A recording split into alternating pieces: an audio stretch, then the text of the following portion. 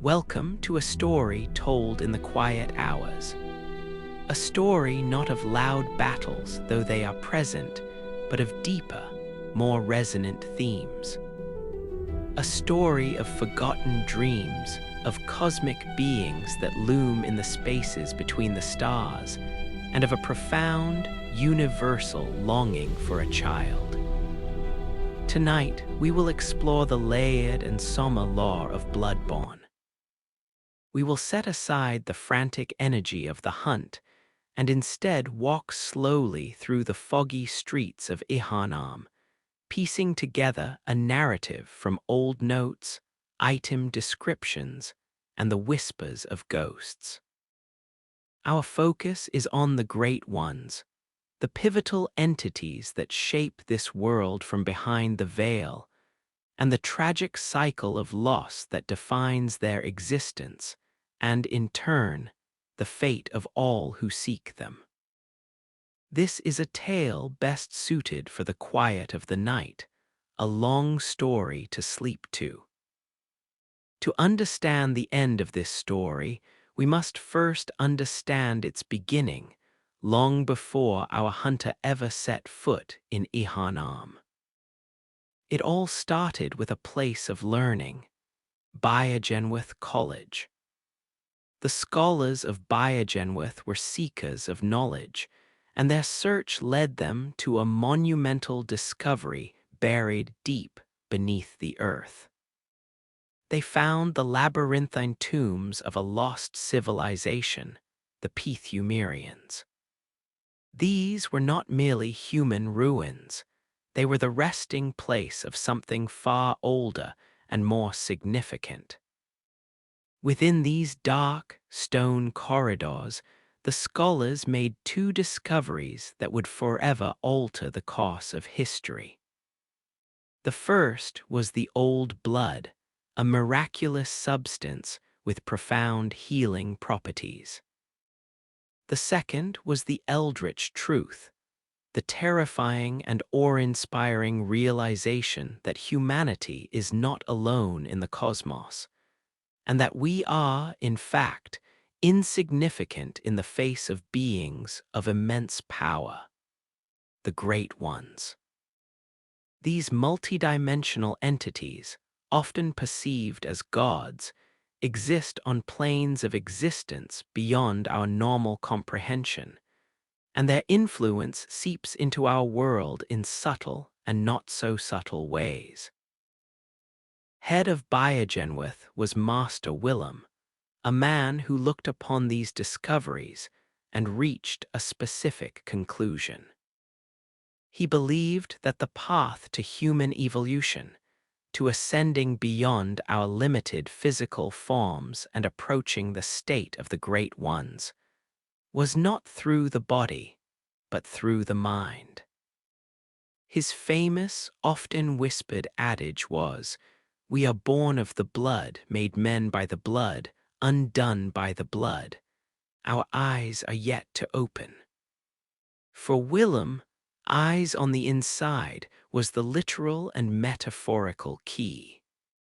He sought insight, a form of cosmic understanding that would allow humanity to perceive the Great Ones and their reality, thereby transcending their own.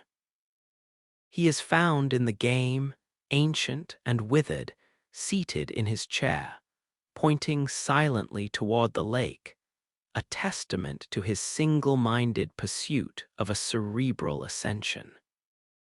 However, one of his most promising students, Lawrence, disagreed.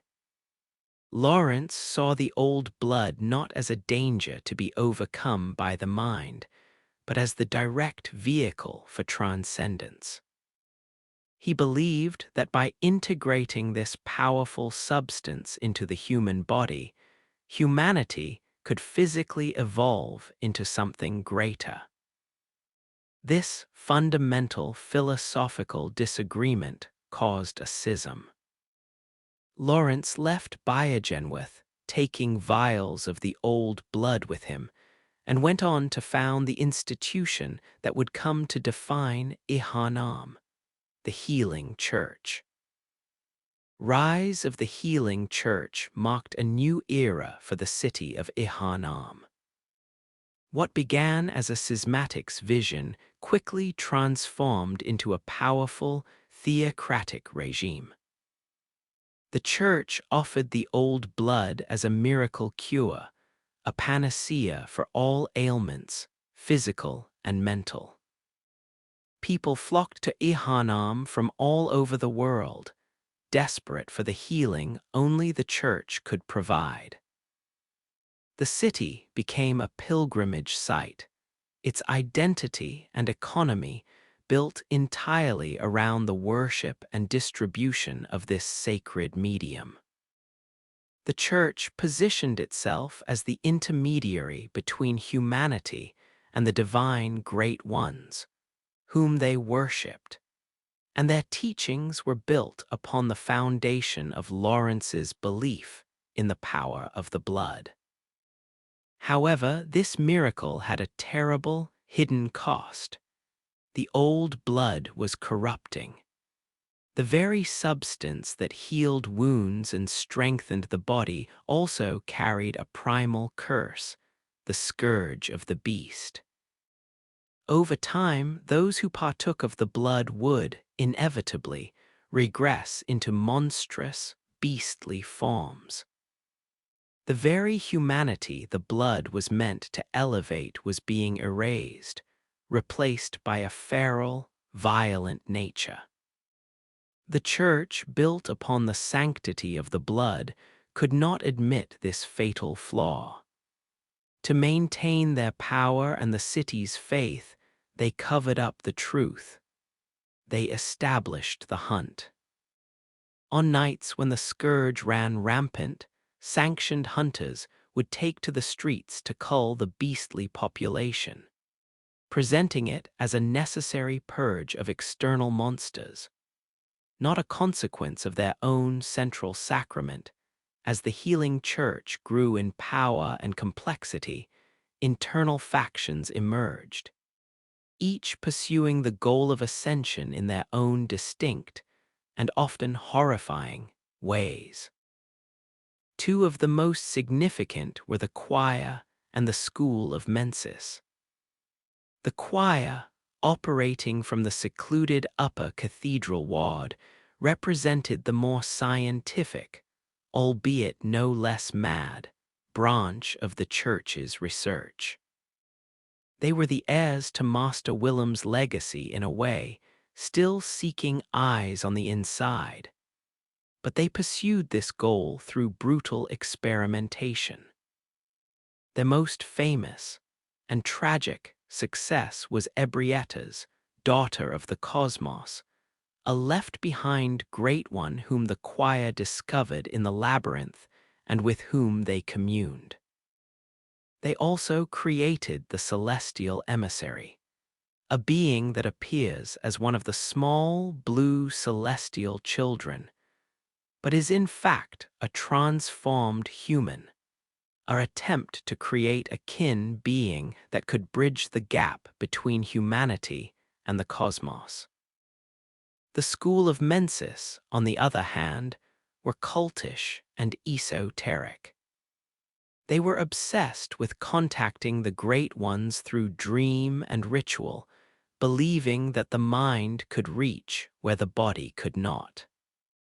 Their methods were dark, involving human sacrifice and grotesque ceremonies. Led by Mikolash, host of the nightmare, they sought an audience with a great one named Murgo, and their actions would directly lead to the horrific state of the world the player character enters. The healing church consolidated its power in Yharnam.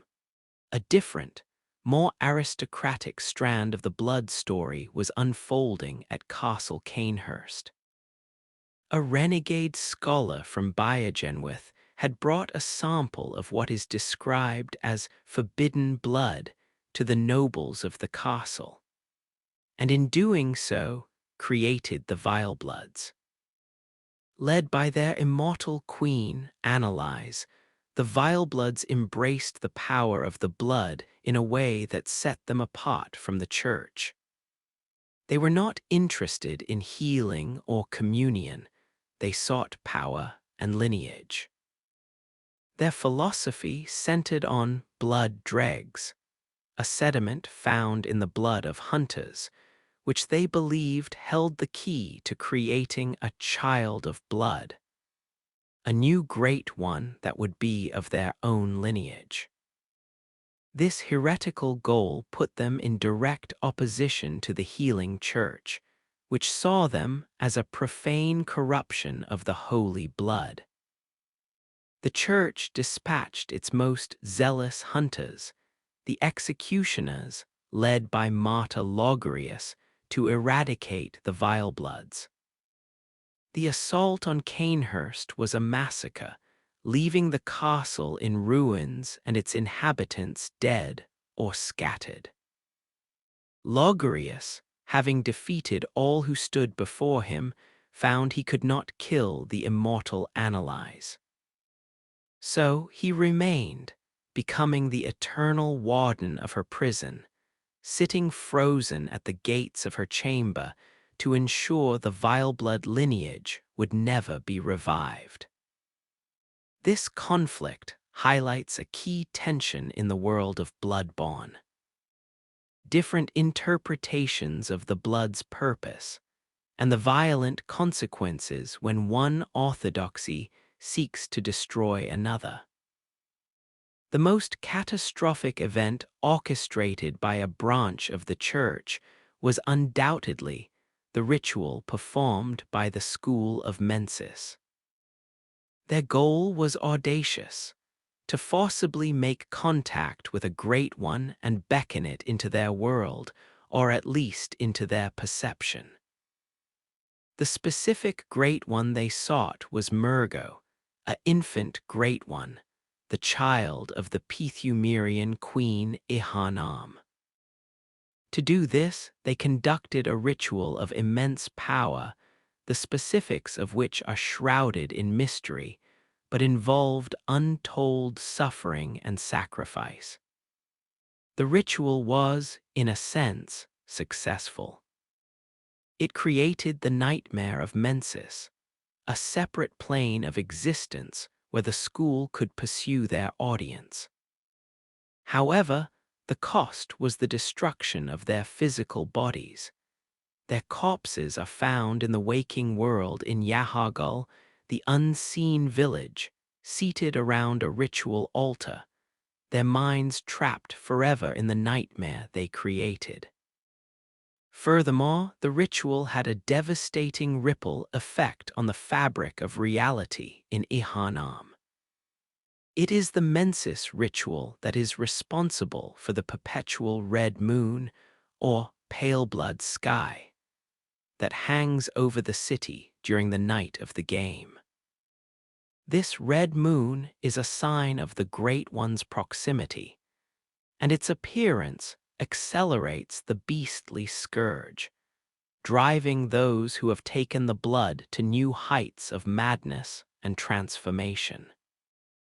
The ritual also thinned the barriers between worlds, allowing the lesser amygdalae, those multi-armed creatures clinging to the cathedrals, to become visible to those with sufficient insight. The player's entire journey is, in part, an effort to stop this ritual by silencing its source. The crying Murgo, the nightmare newborn. Not all contact with the Great Ones was a result of human ambition. Some encounters were accidental gifts or curses washed up from the sea.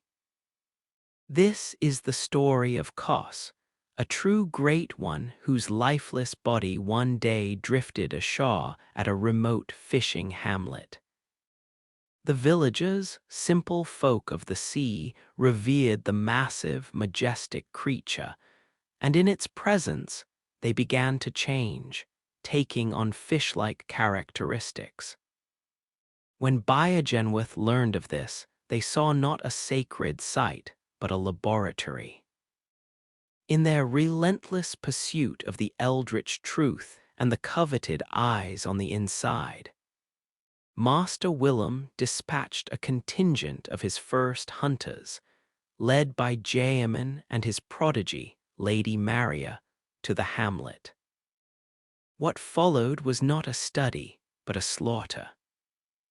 The hunters massacred the mutated villagers, and in a final act of desecration, they violated the copse of Kos itself, harvesting the parasites from its body and, most importantly, procuring an umbilical cord from its orphaned, unborn child.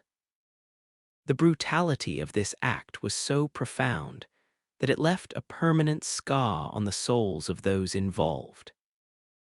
Lady Maria, disgusted by the atrocities she witnessed and participated in, cast her beloved weapon, the rakuyo, down a well in the hamlet and later took her own life, her spirit finding refuge in the hunter's nightmare to forever guard its secrets.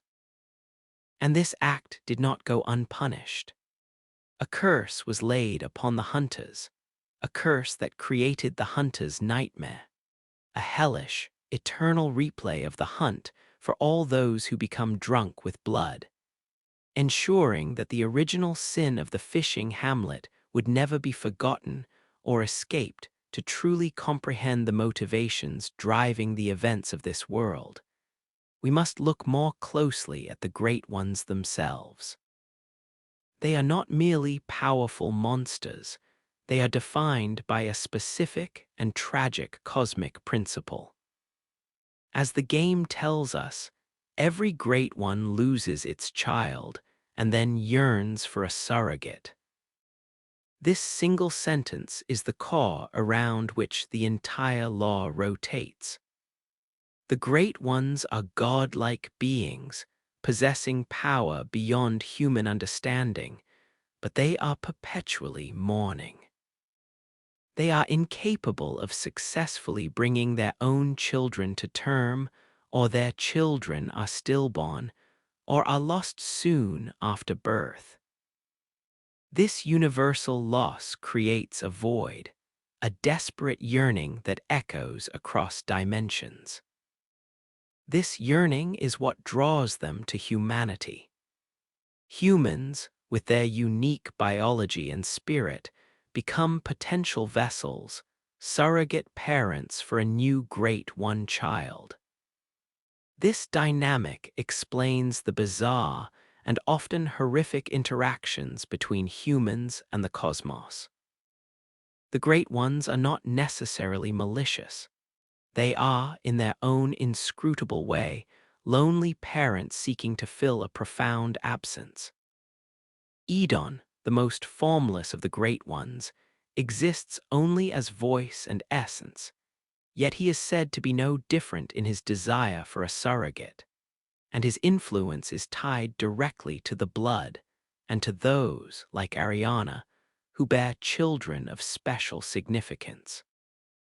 This theme of failed parenthood and the longing for a child connects the cosmic to the deeply, tragically personal. The Great Ones are not a monolithic pantheon. They are as diverse and strange as the cosmos they inhabit, each with its own nature, history, and relationship to the crumbling world of Yharnam. To understand the full scope of this story, we must meet its principal actors, these divine and terrible beings that watch from the shadows of the dream. Let us begin with Edon. He is described as the most superior of the Great Ones, yet he is also the most abstract. Edon is formless. He exists not as a physical entity you can confront in a grand battle, but as a pervasive presence, a voice heard in the hum of the blood itself. His essence is found in places saturated with blood, particularly in the Edon Chapel, a sanctuary built directly over one of his ancient tombs. He is said to be everywhere, and his worshippers understand that he requires no tangible form to exert his will.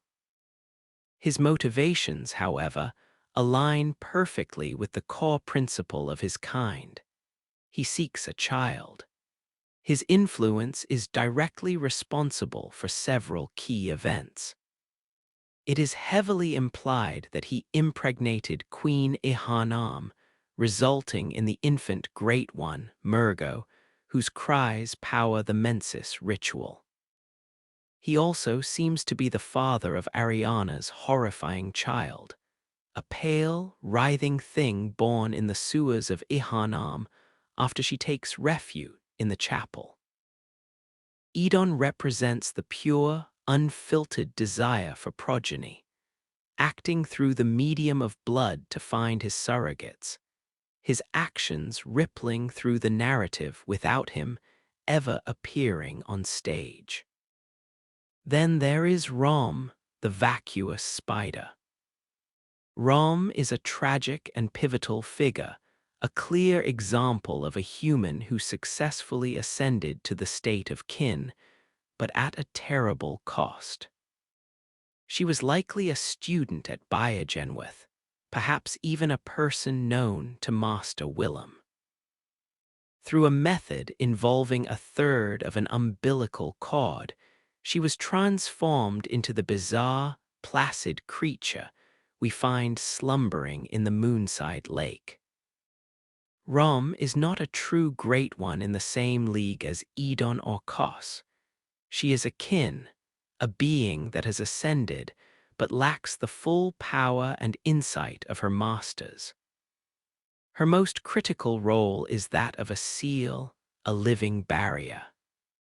Master Willem, having facilitated her transformation, used her to block the Mensis ritual from reaching its full, catastrophic conclusion. Rom's vacuous, uncomprehending mind acts as a veil, hiding the full extent of the eldritch truth from the people of Yharnam. As long as she lives, the red moon remains hidden, and the worst of the scourge is held at bay. She is the reason Yharnam appears to be suffering from a simple beast plague at the start of the game. Her death at the hands of the hunter is what finally pulls back the veil, revealing the pale blood sky and the amygdalae clinging to the buildings, plunging the city into the final, unfiltered phase of the nightmare. Rom is a failed ascension in many ways, a being granted immense power but robbed of the consciousness to use it, becoming a mere tool and a shield for the secrets of the cosmos. Ebrietta's Daughter of the Cosmos presents a different kind of tragedy. She is a true, full Great One, but she is left behind. Found by the choir in the depths of the Chalice labyrinth, she appears to have been abandoned by her kin.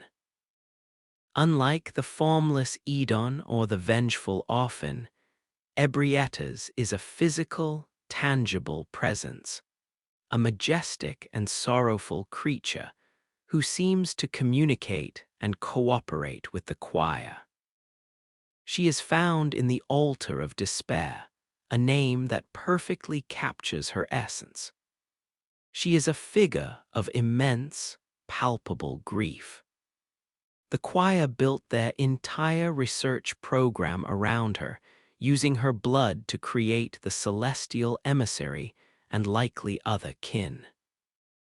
They view her as a key to communion, a direct line to the cosmos. Yet, her posture is one of profound sadness, hovering over the altar as if mourning a tremendous loss. Some speculate the altar contains the corpse of Rom, her would-be child or companion, which would explain her despair and her static nature. Ebrietta's represents a Great One trapped in the waking world, a divine being used by humanity for its own ambitions, all while she herself is paralyzed by a loneliness and sorrow that is, perhaps, the true nature of her kind. The moon presence is the great one that is most directly responsible for the hunter's journey. It is the unseen architect of the hunter's dream, the entity that bound Jayaman as its host and uses the dream as a factory to create hunters who will carry out its will. Its motivations are complex and not entirely clear. It appears to be in a form of conflict with other great ones, particularly the one beckoned by the mensis ritual, Murgo. The moon presence's goal, as enacted through the player, seems to be the silencing of other infant great ones, the stopping of the source of the spreading scourge of beasts, as Jayaman says. By having the hunter silence Murgo's cries, it eliminates a rival. The moon presence is a manipulator, a puppeteer working from the shadows of its own crafted dream. It is a slender, pale, skeletal being, reminiscent of an anatomical drawing of a circulatory system. And its arrival is always heralded by the flailing of the messengers, those helpful, small figures who reside in the dream. Its relationship with Jayaman is particularly poignant. It holds him captive, using him to manage the hunters it creates. In one of the game's endings, it seeks to make the player the new host of the dream, replacing Jayaman. In another, if the player has consumed 3/3 of an umbilical cord, the hunter becomes powerful enough to resist being used as a surrogate, and instead challenges the moon presence, ultimately replacing it and becoming an infant great one themselves.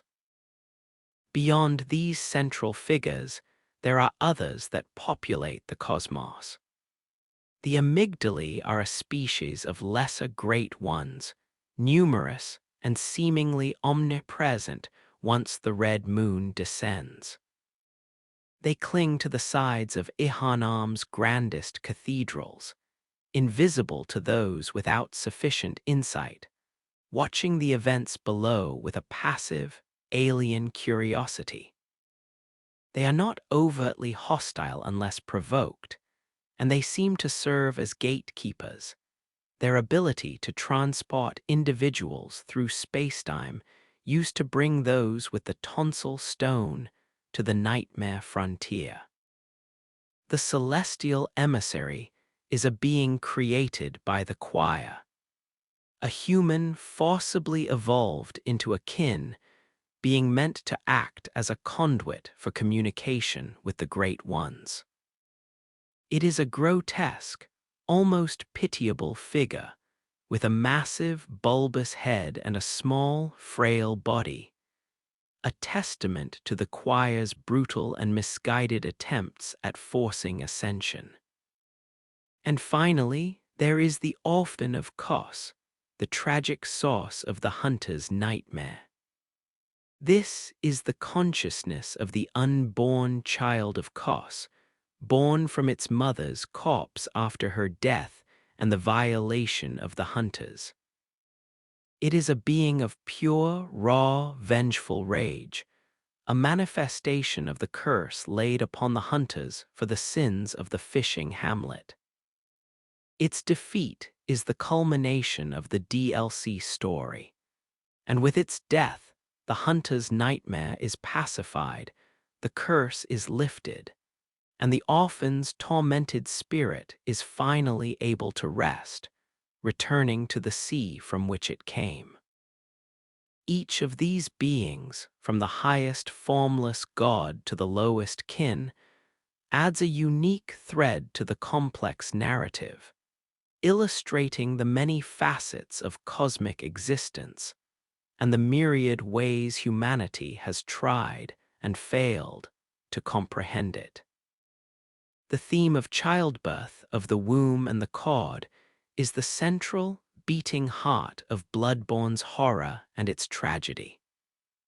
The universal loss experienced by the Great Ones creates a vacuum of desire, a void that humanity, in its arrogance and desperation, is all too eager to fill. The most significant artifact in this entire process is the third of an umbilical cord. These are not mere items, they are fragments of profound power, pieces of the physical connection between a great one and its child. Consuming one grants immense insight, a glimpse into the eldritch truth that is so overwhelming it can kill a lesser mind. More importantly, consuming 3 of them during the hunt fundamentally alters the hunter's being, preparing them to become a suitable surrogate for the moon presence, or to transcend that fate entirely. There are 4 known thirds of an umbilical cord in the game, and their locations tell the story of Yharnam's attempts at surrogacy. The first is found in the abandoned workshop in the real world, a relic from the early days of the healing church and Jayaman's own dealings with the moon presence. The second is held by Ariana, the woman of the night, after she gives birth to Edon's monstrous child. The third is dropped by the fake Iosfka of the choir after she experiments on her patients in an attempt to create a celestial child.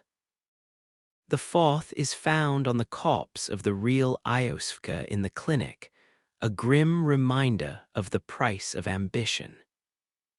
Each cord represents a different path, a different attempt to create or become a child of the Great Ones. The concept of the surrogate is explored in various, horrifying ways. Queen Yharnam, the Pithumerian monarch, was a surrogate for Edon bearing Murgo. Her story is one of immense suffering. She is found throughout the game, her wrists bound, her dress stained with blood, silently weeping for the child she has lost. She is a ghost, a memory of a failed surrogacy that happened millennia ago. Ariana is a modern, tragic echo of this. A commoner sought out by the player for her special blood, she is used by Edon to bear another child, which she does in a scene of visceral body horror, only for the player to have to silence the abomination. The choir's creation of the celestial emissary is another form of surrogacy.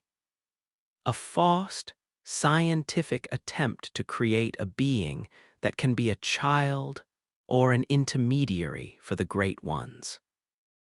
Even the player character in the standard ending becomes a surrogate. When Jayaman offers mercy by beheading the hunter, he is freeing them from the dream, but they are merely waking up in the morning of Yharnam, having been a tool for the moon presence. If the player accepts Jayaman's offer and has not consumed the cords, they become the next host of the dream, a permanent surrogate caretaker for the moon presence's machinations.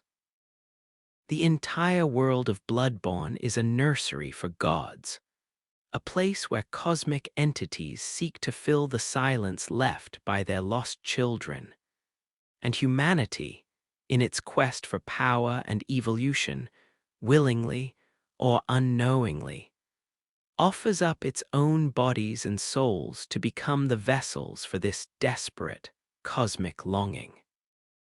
The culmination of the hunter's journey is not a single, definitive victory, but a choice between 3 distinct fates, each with its own profound implications for the hunter and the world they have come to inhabit.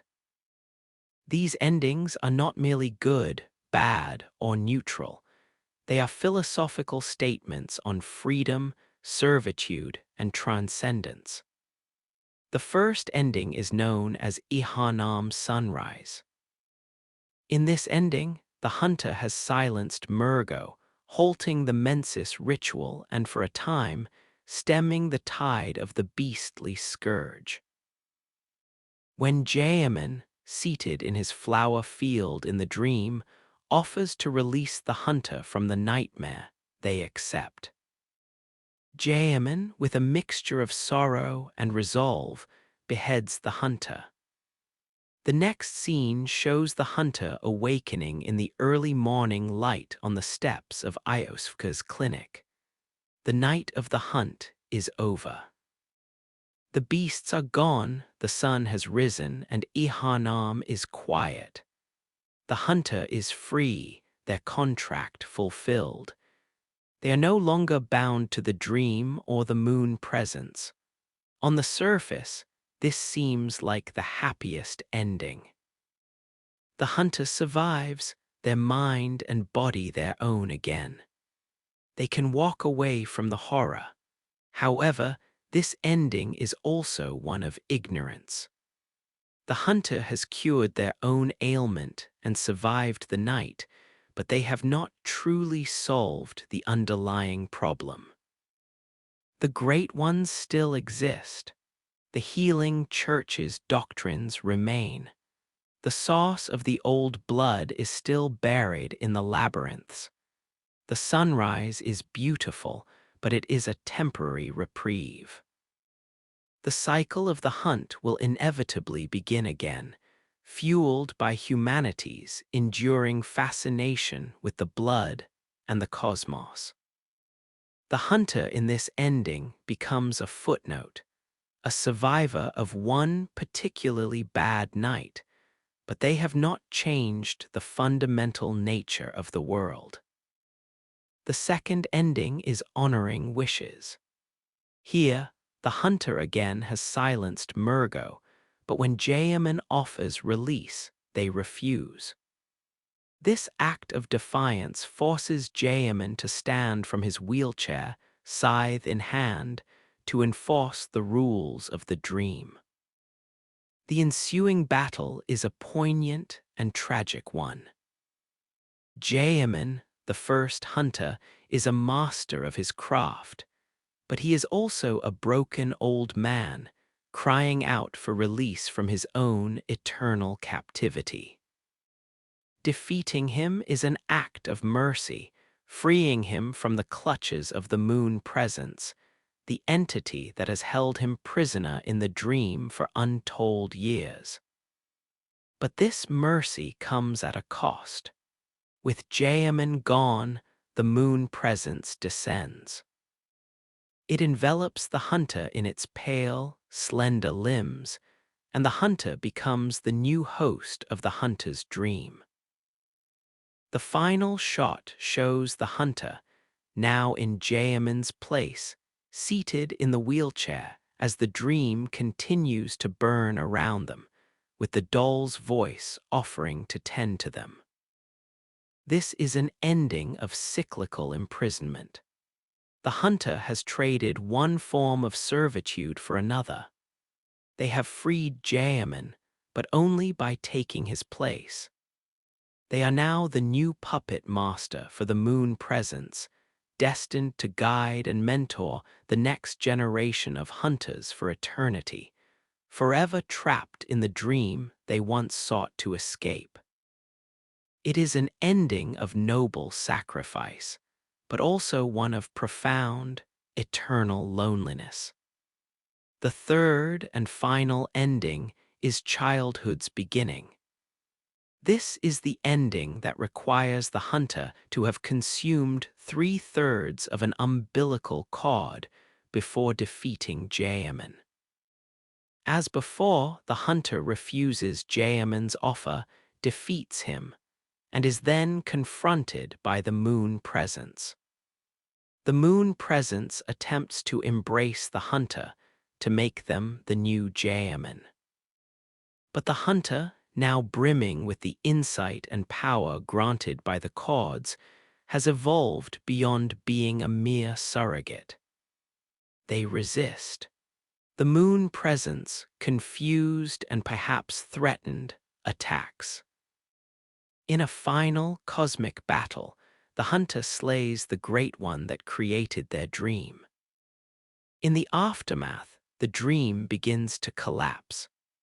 The messengers swarm the hunter's body, and the doll, her voice filled with a new, tender emotion, kneels and cradles a small, pale, squirming being, the hunter, transformed into a nascent, infant great one.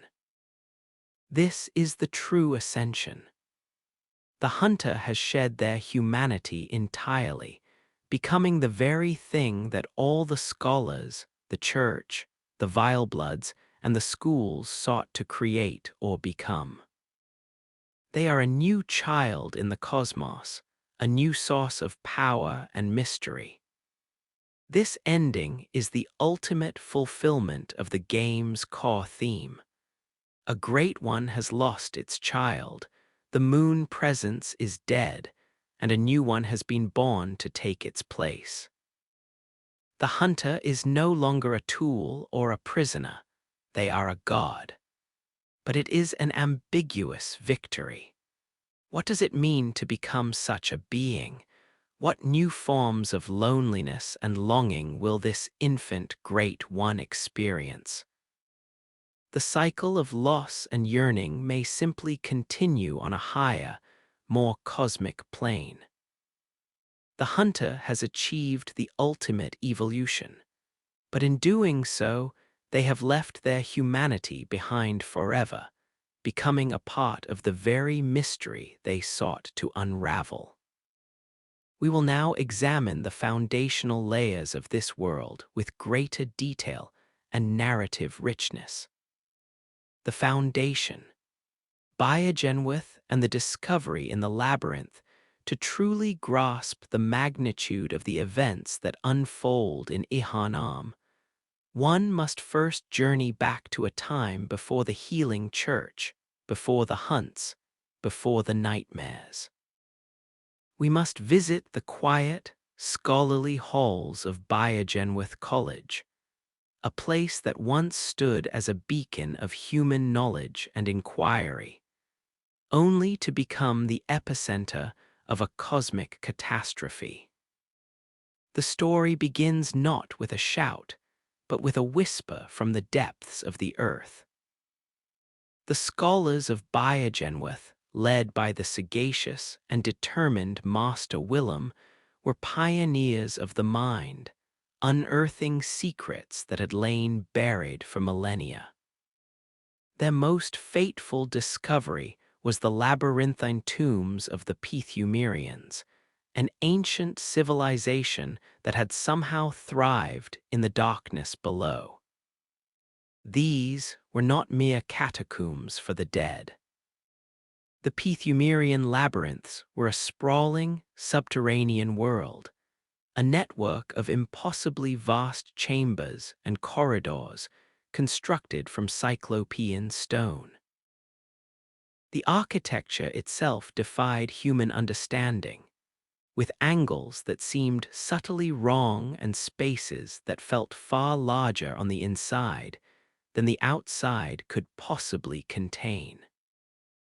The air within was thick with the dust of ages and a palpable, otherworldly resonance. It was here, in this sunless realm, that the Biogenwith scholars made contact with the first echoes of the Great Ones. They found evidence of these cosmic entities everywhere. In the bizarre, non-Euclidean geometry of the walls, in the ghostly residues that clung to certain artifacts, and most importantly, in the preserved remains of the Pithumerians themselves. These ancient people had been caretakers or keepers, as some inscriptions called them. They had not merely lived alongside the great ones, they had served them, communed with them, and in some cases become something more or less than human in the process. The Pethumerians were a tall, pale people, with a ghostly elegance and eyes that seemed to hold a deep, melancholic knowledge. Finding their civilization was like discovering that humanity had once shared the planet with gods and had since forgotten. The two most critical discoveries within these tombs would become the twin pillars upon which the future of Yharnam was built and ultimately doomed. The first was the old blood. Imagine the moment of that discovery. A scholar, perhaps using a delicate brush to clear away millennia of grime from a ritual chalice, finds a residue within. It is not like normal blood. It is thicker, shimmering with an internal low light, and seems to pulse with a life of its own. Initial tests, likely on plants or animals, would have revealed its miraculous properties. Wounds healed with impossible speed. Life was invigorated, extended. It was a substance of pure potential, a tangible piece of the divine power that the great ones wielded. To the scholars of Biogenwith, this was not just a medical breakthrough. It was a theological and philosophical revolution. They had found the very essence of the gods, and it could be held in a vial. The second discovery was more abstract but far more dangerous: the eldritch truth. This was not a single fact, but a cascading series of revelations, a paradigm shift in the understanding of reality itself. Through studying the labyrinths, the artifacts, and the blood, the scholars slowly pieced together a horrifying and awe-inspiring picture. Humanity was not the pinnacle of creation. We were not alone in the universe. We were, in fact, insignificant, like ants scurrying across the floor of a cathedral, blissfully unaware of the vast architecture above us. The great ones were these architects, beings of immense power that existed in higher dimensions, whose very thoughts could influence the fabric of reality. They were not gods in the traditional, benevolent sense. They were alien, their motivations and consciousness so far beyond human comprehension that to even glimpse their true nature was to risk madness. This was the insight that Master Willem so desperately sought. He believed that by opening one's eyes on the inside, by achieving a form of cosmic understanding, humanity could perceive these beings, communicate with them, and ultimately ascend to their level, transcending the frail, limited physical form. This pursuit of cerebral, intellectual ascension defined Willem's philosophy. He is a tragic figure, a man who looked into the abyss and devoted his entire life to understanding it, only to be left a withered, nearly mute old man, pointing wordlessly toward the lake that hides his greatest failure and his greatest achievement. His famous adage, "We are born of the blood, made men by the blood, undone by the blood. Our eyes are yet to open," is a perfect summary of his belief. The blood was the starting point, the catalyst, but it was also a trap. To rely on it, to become drunk with its power, was to remain in a state of spiritual infancy. True enlightenment, true evolution, came from the mind. He sought to use the blood as a stepping stone, not a crutch. His physical deterioration in the game is a powerful symbol of this. His body has all but failed him, but his mind, one assumes, is racing through cosmic truths that we can scarcely imagine. However, this philosophy created a fundamental schism that would fracture Biogenwith and set the stage for all the horror to come. One of Willem's most promising and ambitious students, a man named Lawrence, came to a different conclusion. Where Willem saw the blood as a dangerous but useful tool for achieving mental insight, Lawrence saw it as the destination itself. He believed that the path to evolution was not to transcend the body, but to transform it. By integrating the old blood directly into human physiology, humanity could physically evolve, shedding its mortal coil and becoming a new, superior species, a true descendant of the Great Ones. This was not a mere academic disagreement. It was a clash of foundational worldviews. Lawrence, charismatic and driven, eventually left Biogenwith, taking with him vials of the sacred old blood and a revolutionary, or heretical, vision for the future. He would go on to found the Healing Church, and in doing so, he would set into motion a chain of events that would drown a city in blood and despair. The split between Willem's pursuit of eyes and Lawrence's faith in the blood is the original sin of Bloodborne, the fork in the road from which every subsequent tragedy would flow. The Healing Church and the scourge of the beast, the departure of Lawrence from Biogenwith, was not an exile. It was a genesis. With vials of the old blood as his holy relic and a new doctrine of physical ascension as his gospel, Lawrence founded the institution that would come to define and dominate the city of Yharnam. The Healing Church. What began as a schismatic sect rapidly grew into a theocratic power of immense influence, its authority derived from the miraculous properties of the very substance it worshipped. The Church presented the old blood as a divine gift, a panacea sent from the cosmos to cure all of humanity's ills. It could mend broken bones, cure plagues, soothe troubled minds, and invigorate the weary. For a world likely riddled with disease and suffering, this was nothing short of a miracle. The city of Yharnam transformed into a pilgrimage site. People from all corners of the world, the sick and the dying, the desperate and the curious, flocked to its streets seeking the church's healing. The city's entire identity became intertwined with the blood.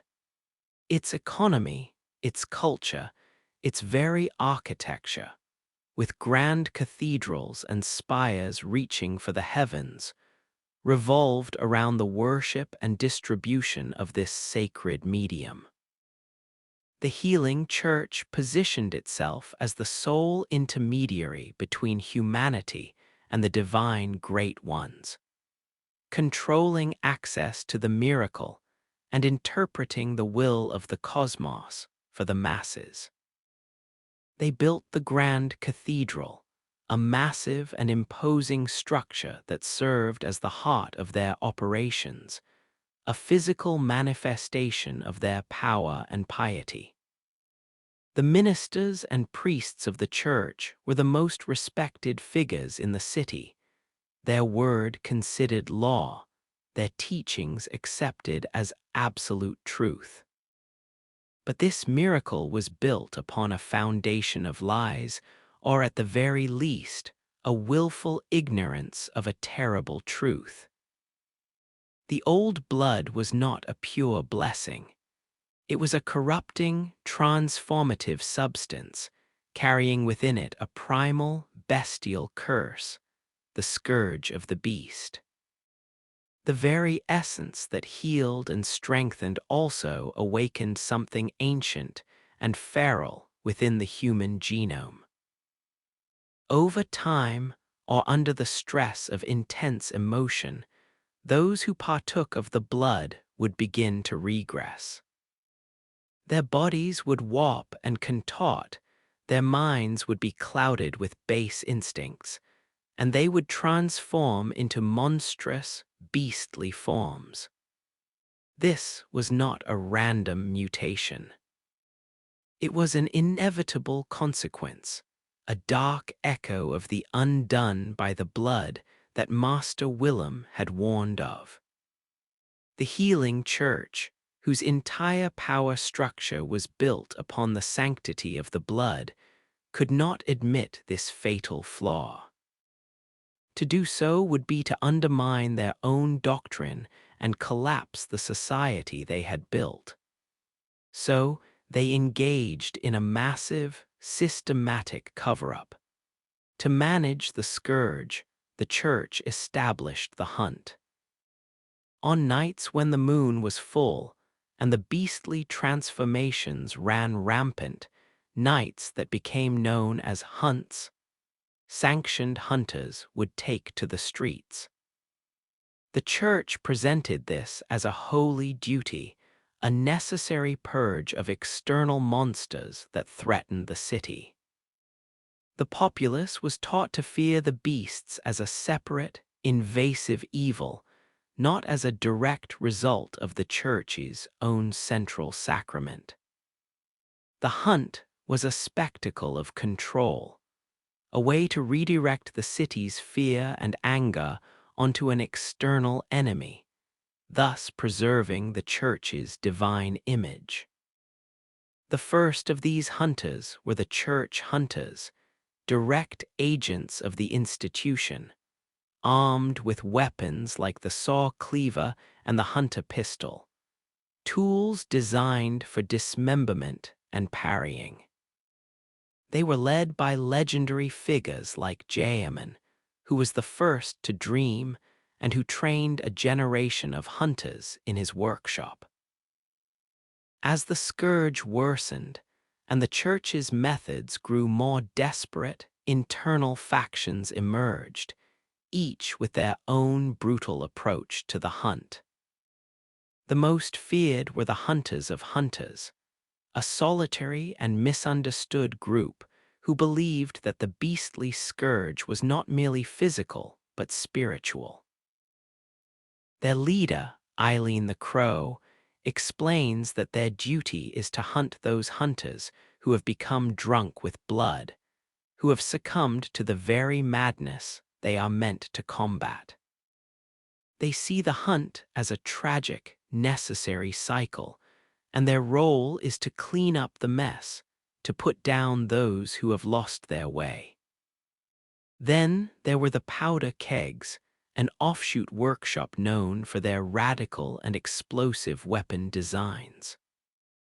They were the workshop heretics, as some called them, who believed if a weapon ain't got kick, it just ain't worth it. Their philosophy was one of overwhelming force, using fire and explosions to purge the beasts, a testament to the escalating violence of the hunts. The healing church, in its attempt to control the uncontrollable, created a self-perpetuating cycle of violence. They offered a cure that caused the disease, and then provided the violent treatment for that disease, all while maintaining their position of power. The blood ministration brought people to Yharnam, the scourge turned them into beasts, and the hunt culled them, creating a perpetual motion machine of death and devotion. The city became a gilded cage, its streets running with the blood of the very people the church had promised to save. A grim testament to the catastrophic price of confusing a physical catalyst for a path to spiritual transcendence. The vile bloods of Canehurst, while the healing church was consolidating its theocratic power in the heart of Yharnam. A different, more aristocratic and sinister interpretation of the blood's power was taking root in the frozen, isolated reaches of Canehurst Castle. The story of the Vilebloods is one of heresy, royal ambition, and a brutal, defining conflict that highlights the many ways humanity can seek to caught the attention of the cosmos. It begins not with a formal institution, but with a single, treacherous act. A renegade scholar from Biogenwith, whose name is lost to history, stole a sample of what is described as forbidden blood and brought it to the noble lineage of Canehurst. This was not the same as the old blood the church was distributing. It was something else, something unique and potent, often associated with the bad blood of a great one or perhaps a purer, more direct strain. The nobles of Canehurst, led by their enigmatic and immortal Queen Annalise, did not merely accept this blood, they embraced it, internalizing its power in a way that set them apart from the healing church. They became the Vilebloods. Their philosophy was not one of healing or communion. It was one of power, lineage, and a very specific form of ascension. They saw themselves as a new aristocracy, a race of superhumans destined to surpass the common folk of Yharnam. Their goal was to create a child of blood, a new great one that would be born of their own noble lineage, securing their power for eternity. To this end, they hunted for blood dregs, a special sediment found in the blood of hunters.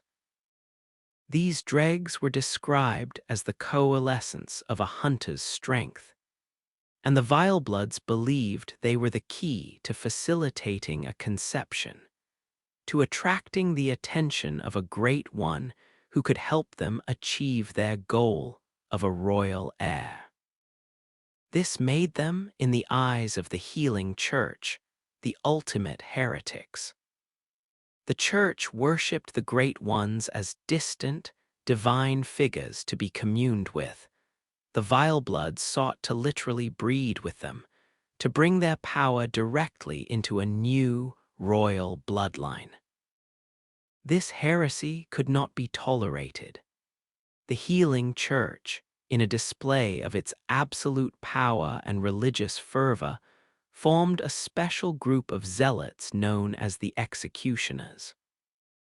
Led by a formidable warrior named Logarius, their sole mission was the complete and utter eradication of the Vileblood line. The assault on Canehurst Castle was not a hunt, it was a crusade. The executioners, clad in their stark, white armor, marched on the castle and unleashed a massacre. The opulent halls and grand courtyards of Canehurst were transformed into a charnel house, the noble Vilebloods cut down by the very institution that claimed to hold the true faith. It was a brutal, one-sided conflict, ending with the executioners victorious, and the Vileblood line all but extinguished. However, the executioners encountered a problem they could not solve through mere force. Their leader, Logarius, confronted Queen Annalise in her throne room and discovered she was immortal. No blade, no weapon, No amount of violence could kill her. She was an eternal testament to the power of the forbidden blood. Unable to complete his mission of eradication, Logarius made the ultimate sacrifice.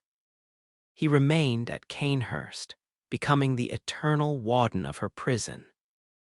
He sealed the entrance to her chambers and sat frozen at the gate, a living, breathing monument to his duty, weathering the centuries and the snow to ensure that the vile-blood queen would never escape and that her corrupt lineage would never be revived. He became Martyr Logarius, a figure of legend, his own will and life force expended to maintain a perpetual stalemate against a heresy he could not destroy. The player's journey to Canehurst is a journey into this frozen moment in time, a place where a single, unresolved conflict hangs in the air as thickly as the falling snow. A ghost of a war between two irreconcilable interpretations of divine power. The school of Mensis and the ritual if the choir represented the healing church's cold, scientific approach to the cosmos. Then the school of Mensis was its dark, esoteric, and fanatical heart.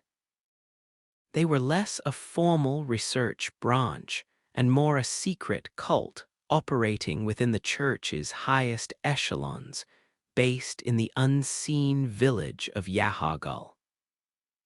Their methods were not of the laboratory, but of the ritual chamber.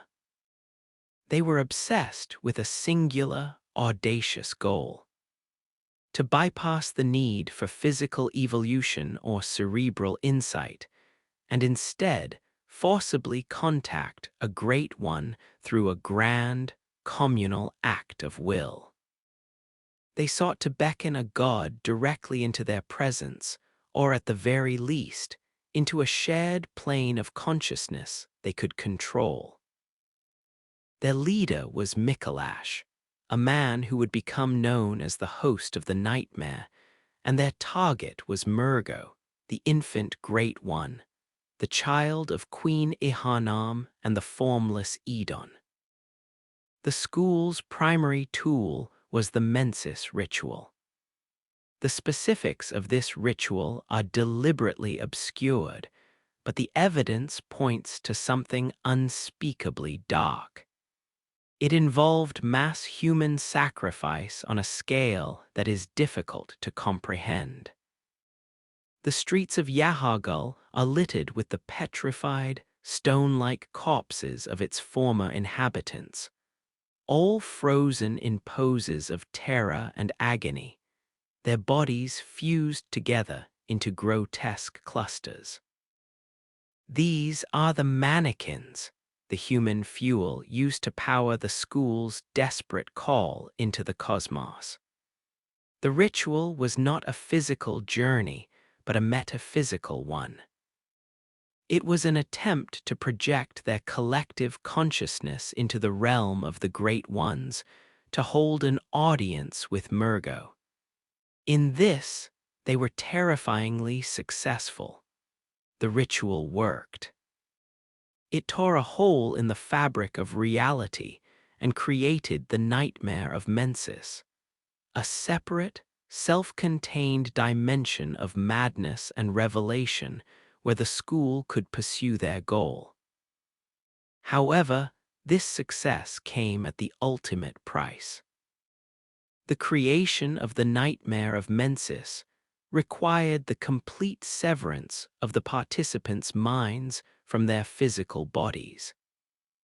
Their consciousness was trapped forever in the nightmare they had crafted, while their physical forms were left behind in the waking world. The player finds these bodies in Yharnam, seated in a circle around a ritual altar, their heads encased in the distinctive metal cages of the school of Mensis. They are empty shells, their minds forever lost to the frenzy and insight of the nightmare, their physical demise a direct consequence of their spiritual ambition. Mikolash's physical body is among them, but his consciousness lives on as the frantic, chattering host of the nightmare, endlessly running through the halls of his mind prison, desperate to commune with his god. The consequences of the mensis ritual were not confined to the school's members. The ritual had a catastrophic, city-wide impact. It is the direct cause of the perpetual red moon, the pale-blood sky, that hangs over Yharnam during the latter part of the hunt. In the world of Bloodborne, the moon is deeply connected to the presence and influence of the Great Ones. The red moon signifies their proximity, a time when the barrier between the waking world and the cosmic dreamlands is at its thinnest. The school's ritual forcibly drew the moon close, and its bloody light acts as a catalyst, accelerating the beastly scourge and driving those saturated with the old blood to new heights of transformation and madness. Furthermore, the ritual's energy made the previously invisible visible. The amygdalae, those multi-limbed, lesser great ones, are always present, clinging to the city's architecture.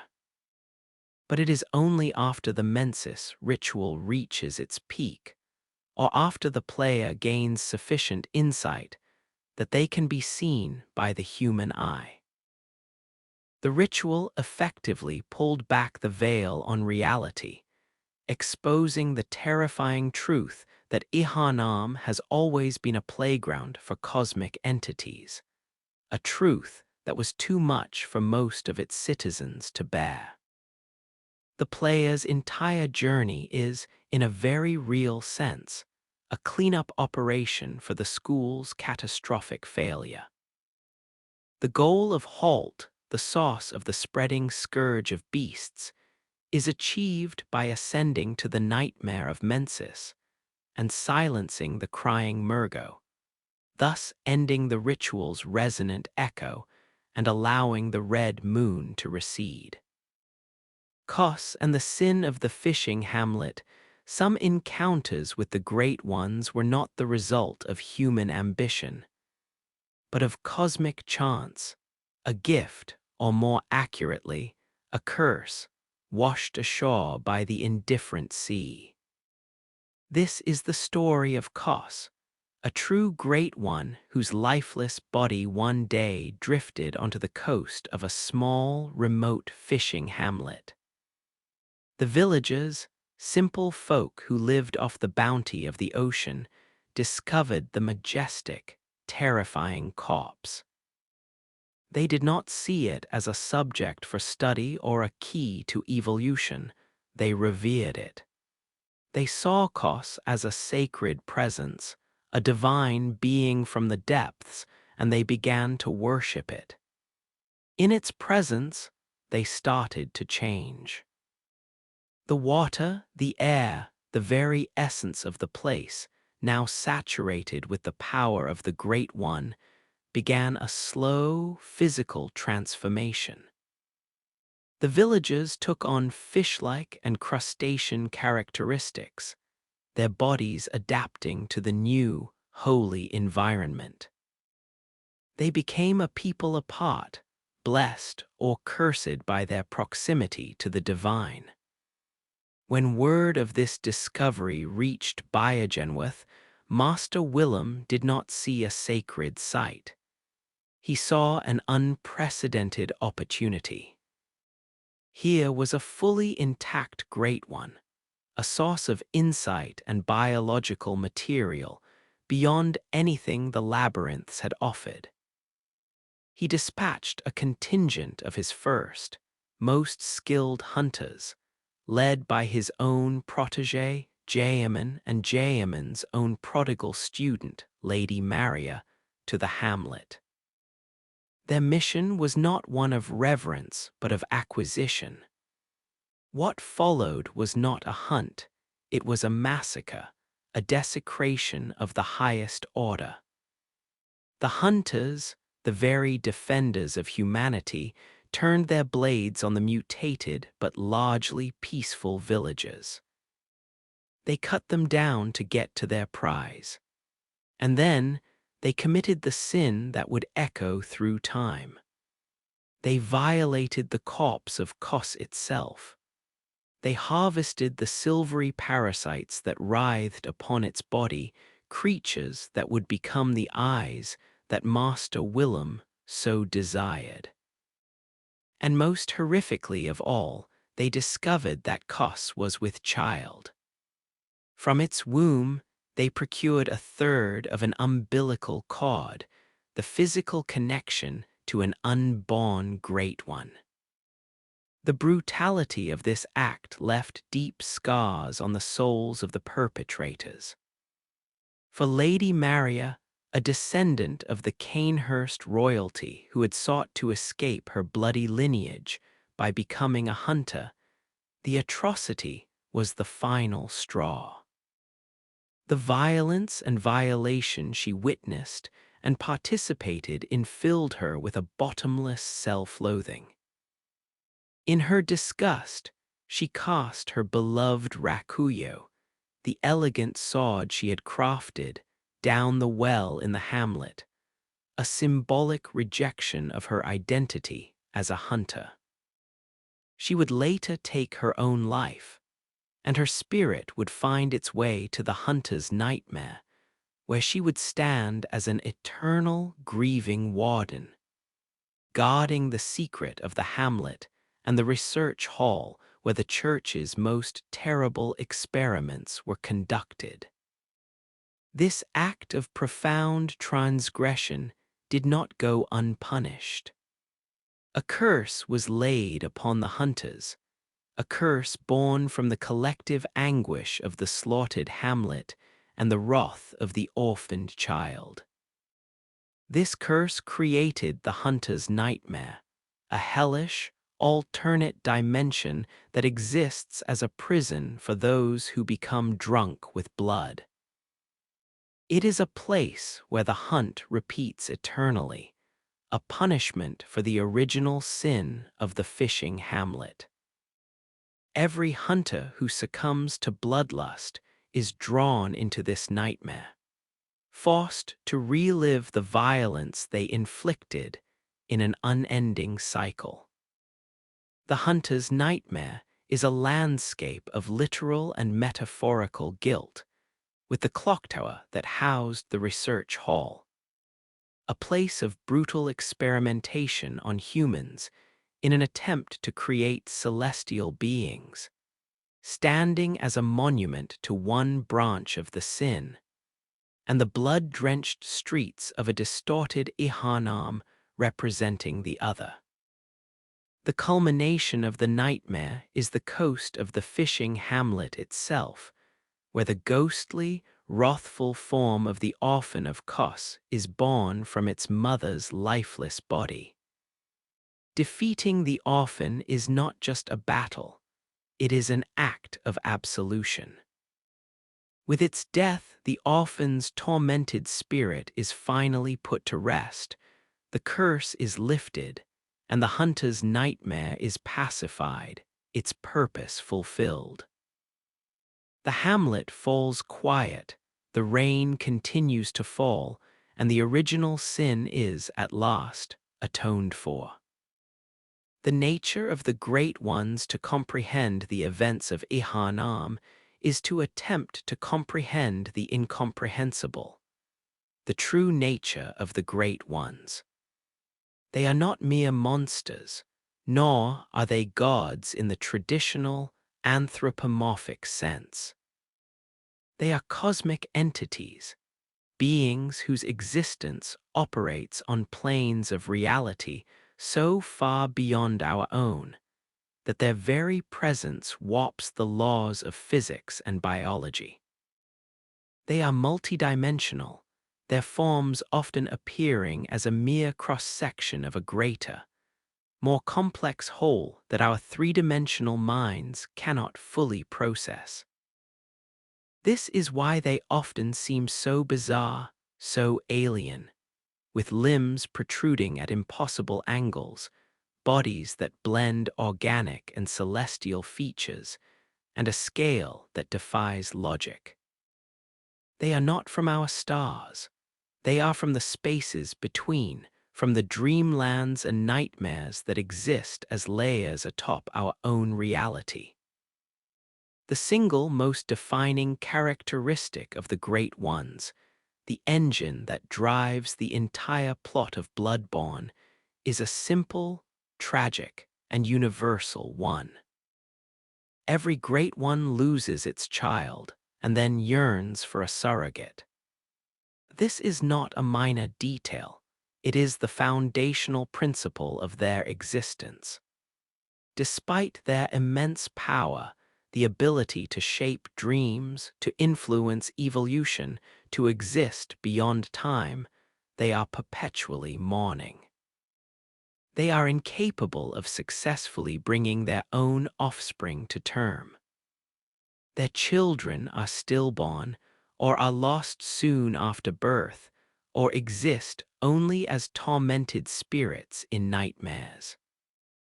This universal, cosmic scale loss creates a void, a desperate, resonant yearning that echoes across all dimensions.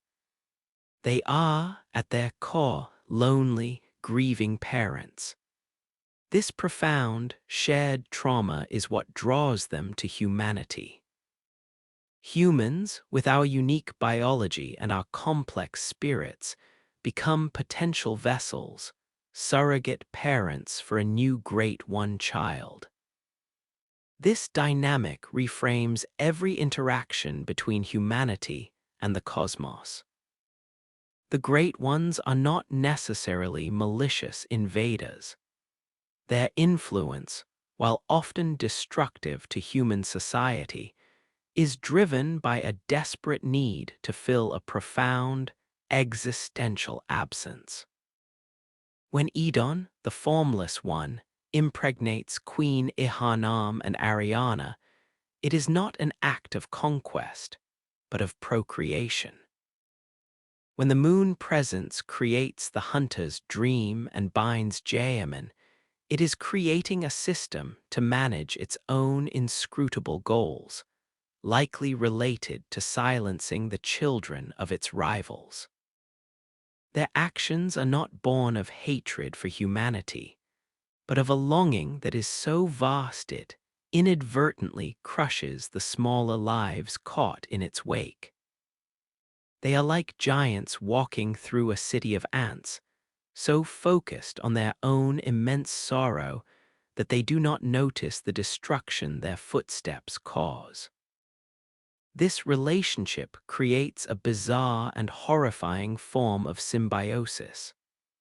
Humanity, in its arrogance and ambition, seeks out the Great Ones for power, knowledge, and evolution.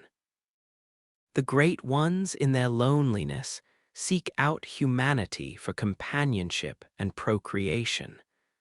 The result is a cycle of tragedy. The human body and mind are not meant to bear the children of gods. The results are abominations.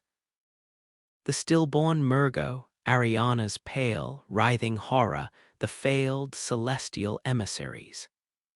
The human institutions that seek to contact the Great Ones, Biogenwith, the Healing Church, the School of Mensis, are invariably destroyed by the very insight they pursue, their members transformed, driven mad, or killed. The Great Ones, for their part, continue to fail.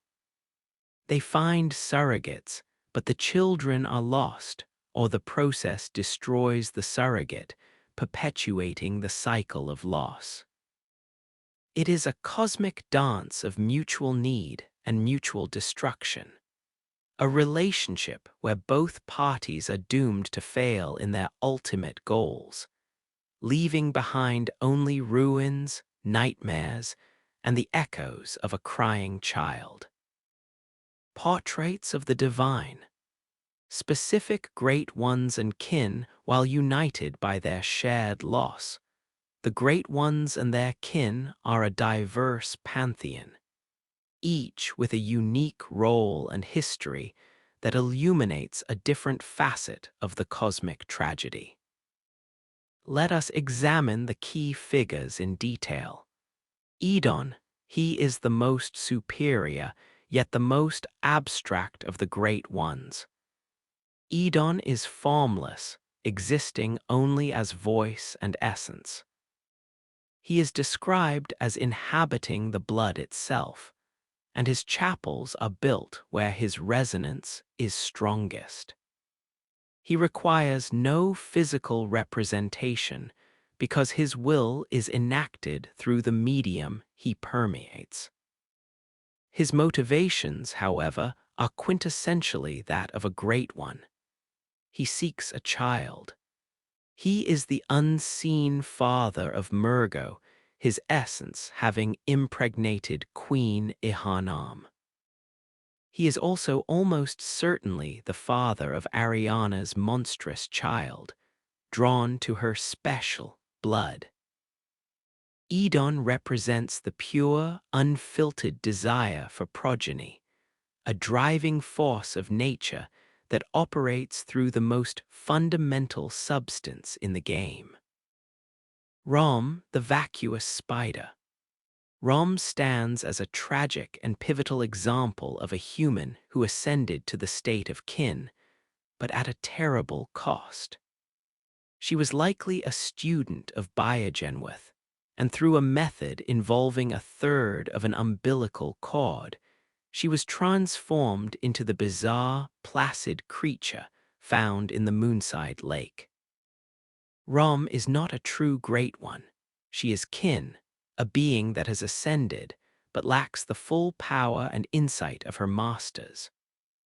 Her most critical role is that of a seal. Master Willem, having facilitated her transformation, used her vacuous, uncomprehending mind as a living veil to hide the full extent of the Mensis ritual and the eldritch truth from the people of Yharnam. As long as she lives, the red moon remains hidden. Her death is the catalyst that reveals the pale blood sky and the amygdalae, plunging the city into the final, unfiltered phase of the nightmare. She is a failed ascension, a being granted power but robbed of consciousness, becoming a mere tool for the secrets she guards. Ebrietas, daughter of the cosmos. Ebrietas is a true great one, but she is left behind.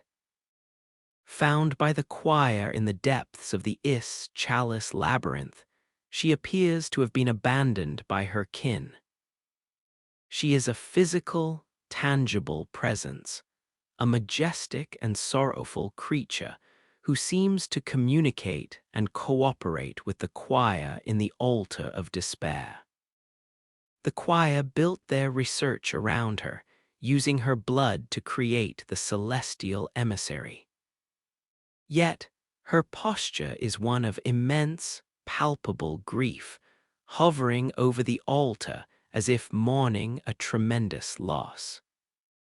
Ebrietas represents a great one trapped in the waking world, a divine being used by humanity for its own ambitions, all while she herself is paralyzed by a loneliness that is the true nature of her kind. The moon presence. This is the great one most directly responsible for the hunter's journey. It is the architect of the hunter's dream, the entity that bound Jayaman as its host and uses the dream to create hunters who carry out its will. Its motivations are complex.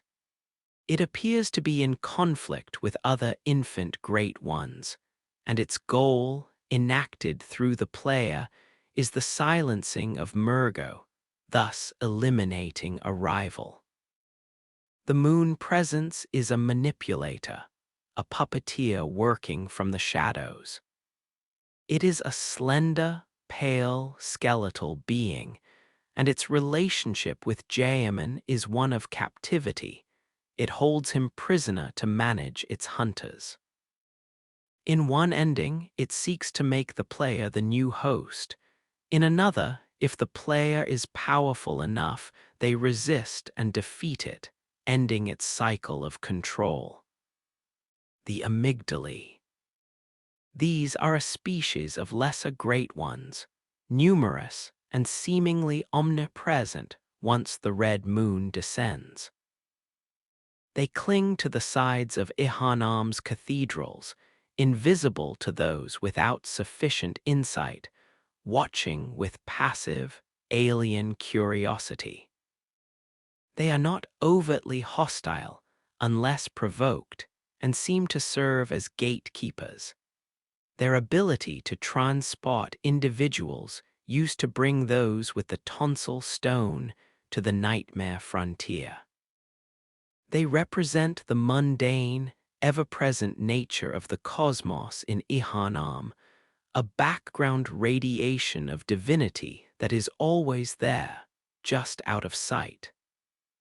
The celestial emissary. This being is not a true great one, but a creation of the choir.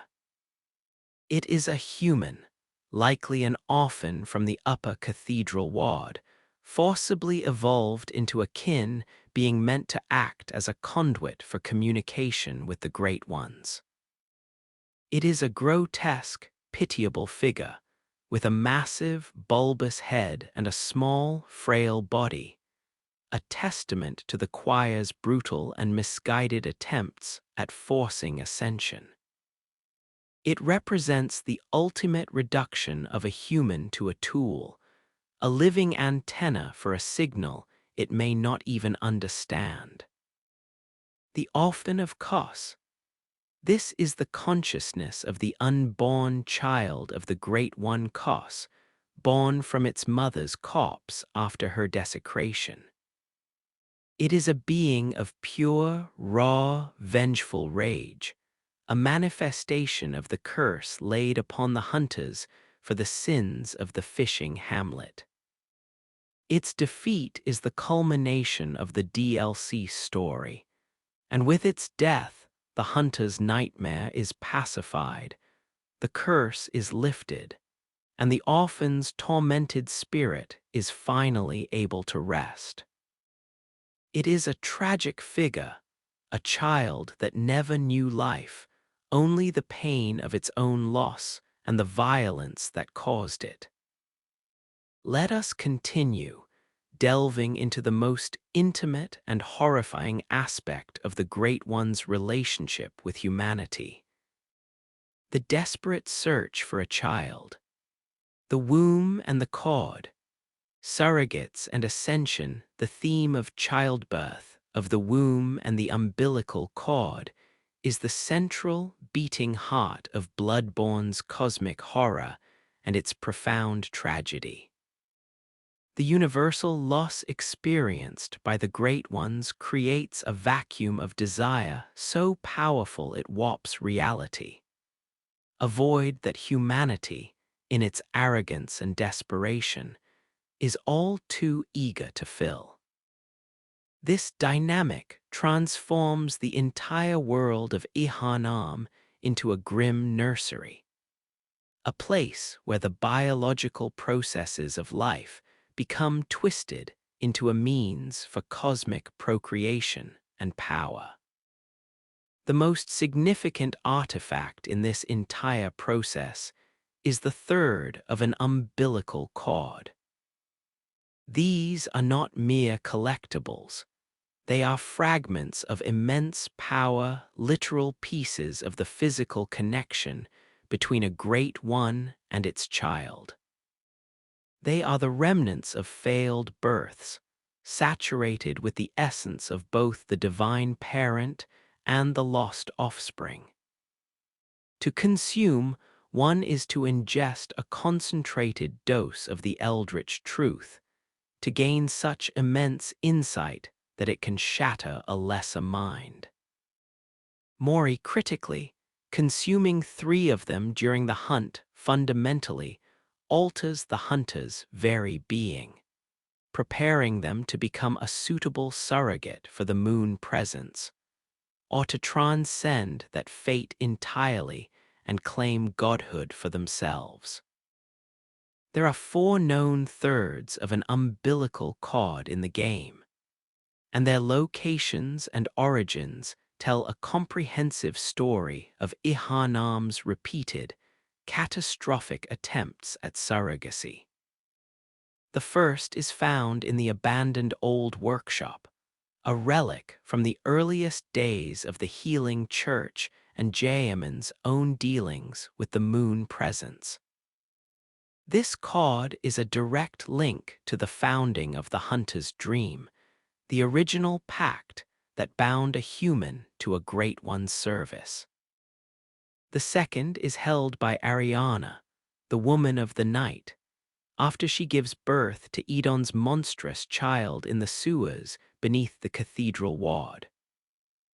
Her cord represents the spontaneous, unsanctioned result of a great one's influence on a human with special blood, a natural, if horrifying, consequence of the cosmic forces now saturating the city. The third is dropped by imposter Iosfka, a member of the choir who has taken over the clinic and is performing heinous experiments on those who seek refuge in her own attempt to create a celestial child. Her cod represents the cold, scientific, and utterly merciless approach of the church's elite, treating human life as raw material for ascension. The fourth is found on the corpse of the real Iosfka in the clinic, a grim reminder of the personal price paid by those who stand in the way of this ambition. Each chord represents a different path, a different philosophy, and a different tragedy in the relentless pursuit of becoming a parent to a god. The concept of the surrogate is explored in various, deeply unsettling ways throughout the narrative.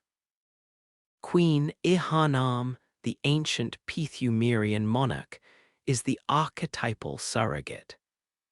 She was chosen by the formless Edon to bear his child, Murgo. Her story is one of immense and enduring suffering. She is found throughout the game as a ghostly apparition, her wrists bound, her white dress stained with blood from the waist down, silently weeping for the child she has lost. She is a permanent, spectral monument to a failed surrogacy that occurred millennia ago, her grief so powerful it persists long after her physical body has turned to dust. Ariana is a modern, tragic echo of this ancient queen. A commoner sought out by the player for her unique blood, she is used by Edon as another vessel. Her pregnancy progresses with unnatural speed, culminating in a scene of visceral body horror in the cathedral ward's sewers, where she gives birth to a pale, writhing, inhuman thing. The player is then faced with the grim task of silencing this newborn horror, continuing the cycle of terminating failed surrogacies. The choir's creation of the celestial emissary is another, more artificial form of surrogacy. This is not a natural pregnancy, but a forced, scientific attempt to create a being that can be a child or an intermediary for the great ones. By injecting orphans and patients with the blood of ebrietas, they hope to force a evolution, to create a kin being that can bridge the gap between humanity and the cosmos. The result is a grotesque, pitiable creature, a testament to the brutality of treating human consciousness as a component in an experiment. Even the player character in two of the three endings becomes a surrogate. When Jayaman offers mercy by beheading the hunter, he is freeing them from the dream, but they have merely been a tool, a temporary surrogate for the moon presence's will, used to eliminate a rival and then discarded. If the player accepts Jayaman's offer and has not consumed the cords, they become the next host of the dream, a permanent surrogate caretaker, a new Jayaman, forever bound to the moon presence's service. The entire world of Bloodborne is a landscape of wombs and lost children, a place where cosmic entities seek to fill the silence left by their own tragedies. And humanity, in its quest for power and evolution, willingly or unknowingly, offers up its own bodies and souls to become vessels for this desperate, universal longing. The three endings and the hunter's destiny, the culmination of the hunter's journey, is not a single, definitive victory, but a choice between three distinct fates, each a philosophical statement on freedom, servitude, and transcendence within this bleak cosmos. These endings represent the final, logical conclusions to the themes of surrogacy, the hunt, and the Great One's yearning. The first ending is known as Yharnam's sunrise. In this ending, the hunter has silenced Murgo, halting the mensis ritual and for a time, stemming the tide of the beastly scourge. When Jayaman, seated in his flower field within the dream, offers to release the hunter from the nightmare, they accept. With a mixture of sorrow and resolve, Jayaman beheads the hunter. The next scene shows the hunter awakening in the early morning light on the steps of Iosfka's clinic. The night of the hunt is over. The beasts are gone, the sun has risen, and Yharnam is quiet. The hunter is free, their contract fulfilled. They are no longer bound to the dream or the moon presence. On the surface, this seems like the happiest conclusion. The hunter survives, their mind and body their own again, and they can walk away from the horror. However, this ending is also one of profound ignorance and impermanence. The hunter has cured their own ailment and survived a single night, but they have not truly solved the underlying problem. The Great Ones still exist. The healing church's doctrines and the source of the old blood remain. The sunrise is beautiful, but it is a temporary reprieve. The cycle of the hunt, fueled by humanity's enduring fascination with the blood and the cosmos, will inevitably begin again.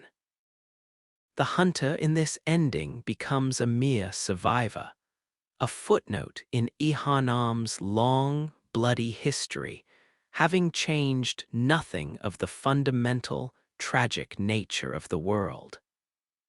The second ending is honoring wishes. Here, the hunter has silenced Murgo, but when Jayaman offers release, they refuse. This act of defiance forces Jayaman to stand from his wheelchair, scythe in hand, to enforce the rules of the dream. The ensuing battle is poignant and tragic. Jayaman, the first hunter, is a master of his craft, but he is also a broken old man, crying out for release from his own eternal captivity. His dialogue during the fight, begging for someone to free him from this terrible dream, reveals the immense suffering of his role. Defeating him is an act of mercy, severing his connection to the moon presence and freeing his spirit at last. But this mercy comes at a terrible cost. With Jayaman gone, the moon presence descends. It envelops the hunter in its pale, slender limbs, and the hunter becomes the new host of the hunter's dream.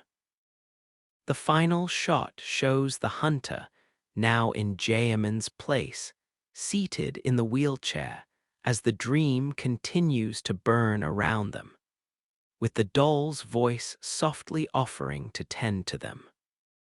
This is an ending of cyclical imprisonment and noble sacrifice. The hunter has freed Jayaman, but only by taking his place. They are now the new puppet master for the moon presence, destined to guide and mentor the next generation of hunters for eternity, forever trapped in the dream they once sought to escape. It is an ending that honors Jayaman's wish for death, but at the price of the hunter's own freedom, condemning them to an eternity of the very same loneliness they ended for another. The third and final ending is childhood's beginning. This is the ending that requires the hunter to have consumed 3/3 of an umbilical cord before defeating Jayaman. As before, the hunter refuses Jayaman's offer, defeats him, and is then confronted by the moon presence. The moon presence attempts to embrace the hunter to make them the new Jayaman. But the hunter, now brimming with the insight and power granted by the cords, has evolved beyond being a mere surrogate. They resist. The moon presence, confused and threatened by this unexpected defiance, attacks. In a final cosmic battle, the hunter slays the great one that created their dream. In the aftermath, the dream begins to collapse. The messengers swarm the hunter's body, and the doll, her voice filled with a new, tender emotion, kneels and cradles a small, pale, squirming being, the hunter, transformed into a nascent, infant great one. This is the ultimate ascension. The hunter has shed their humanity entirely, becoming the very thing that all the scholars, the church, the Vilebloods, and the schools sought to create or become. They are a new child in the cosmos, a new source of power and mystery. This ending is the ultimate fulfillment of the game's core theme. A great one has lost its child, the moon presence is dead, and a new one has been born to take its place. The hunter is no longer a tool or a prisoner, they are a god. But it is an ambiguous, and perhaps terrifying, victory. What consciousness remains of the hunter within this new form? What new forms of loneliness and longing will this infant great one experience? The cycle of loss and yearning that defines the great ones may simply continue on a higher, more cosmic plane. The hunter has achieved the ultimate evolution Master Willem and Lawrence dreamed of, but in doing so, they have left their humanity behind forever, becoming a part of the very enigmatic and sorrowful mystery they sought to unravel. And so, we find ourselves at the end of this long, dark night. The story of Bloodborne, of the great ones and their lost children, is not one of heroes and villains, but of tragic, interconnected longing. It is a narrative built on a foundation of profound grief that spans the cosmos, from the highest, most formless of gods to the lowliest citizen of Yharnam, clutching a vial of blood in a desperate search for meaning. The central, heartbreaking truth that every great one loses its child, and then yearns for a surrogate, is the engine of this world, a universal constant that drives every faction, every ritual, and every hunt. The healing church, in its hubris, sought to use this yearning as a ladder to the stars, only to plunge an entire city into a hell of its own making. The vile bloods sought to command it for a royal lineage and were massacred for their heresy. The scholars of Biogenwith and Mensis sought to comprehend it and were driven mad or rendered vacuous by the very insight they craved. The hunter's journey, our journey through this story, is a microcosm of this entire cycle. We are a tool, a surrogate, a child, and finally, a potential new god, depending on the choices we make. We silence the cries of lost children, we end the suffering of those trapped in nightmares, and we confront the architects of the dream.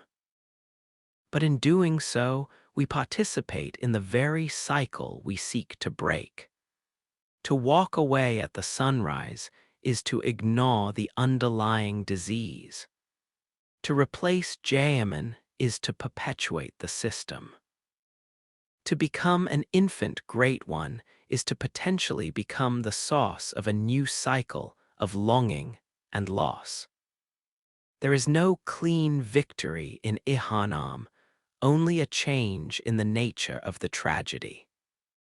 The streets may grow quiet, the beasts may recede, and the red moon may set, but the echoes of the dream remain.